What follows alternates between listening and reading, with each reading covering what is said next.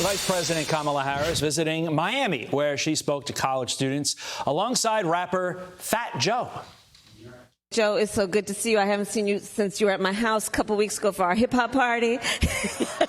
This is getting weird.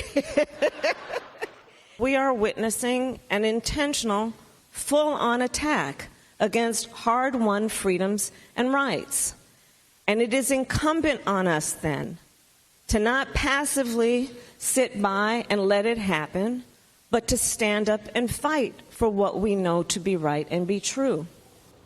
Evita Duffy, a staff writer at the Federalist, joins me now. Evita, is any of that, whatever that was that we saw on our screen in that opening clip there, appealing to young voters? Well, I mean, it's so, I mean, the only word to describe Kamala Harris in any of these videos is cringe. And I think that's what young people are really seeing come through in this democracy tour. But I think it's so interesting that she did this in Florida specifically, which is home to hundreds of thousands of Cuban Americans who fled tyranny in their home countries to come for freedom in America.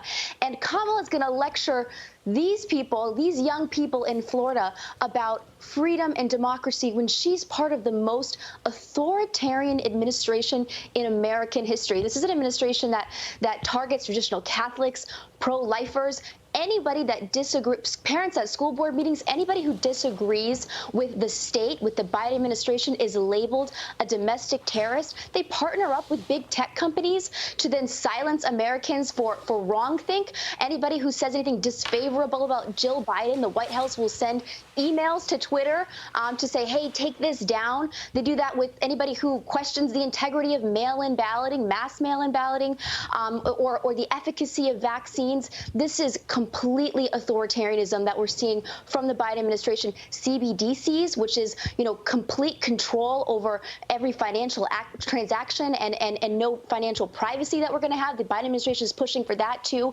So I think that young people, and specifically people in Florida, are going to notice this and say, what irony. This is a fascist administration, and Kamala Harris has no business lecturing us on it. Yeah, this is the last administration that should be offering a freedom lecture.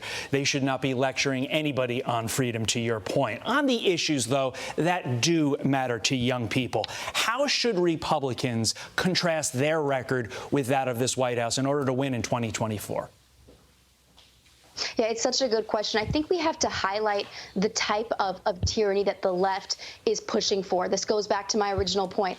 During COVID, young people were completely subjected to tyranny, to authoritarianism. We didn't have bodily autonomy. We were forced to take experimental vaccines. And that's still happening in colleges across the country, by the way. They still have vaccine mandates, mask mandates, forced to comply with forced reporting systems.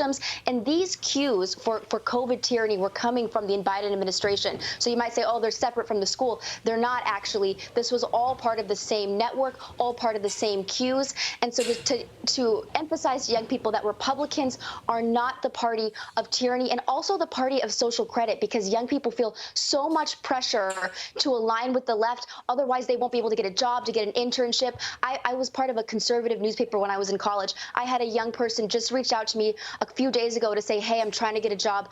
You got to take down all of my conservative articles because I might not get the job if my employer reads them. This is Chinese social credit system, and the Biden administration has a rippling effect on the rest of the country to then make young people not feel like they can express their views in a free way. So this is really what the Republicans need to emphasize when it comes to personal freedom in America. That anecdote you just told is chilling. I would just add, maybe instead of getting together with Fat Joe, who Carly aptly pointed out is no longer fat, she should get together with Sleepy Joe, who is still sleepy, and solve the border crisis. But we all know that is not going to happen. Evita Duffy, thank you very much. Have a great weekend. I'm Steve Doocy. I'm Brian Kilmeade. And I'm Ainsley Earhart. And click here to subscribe to the Fox News YouTube page to catch our hottest interviews and most compelling analysis.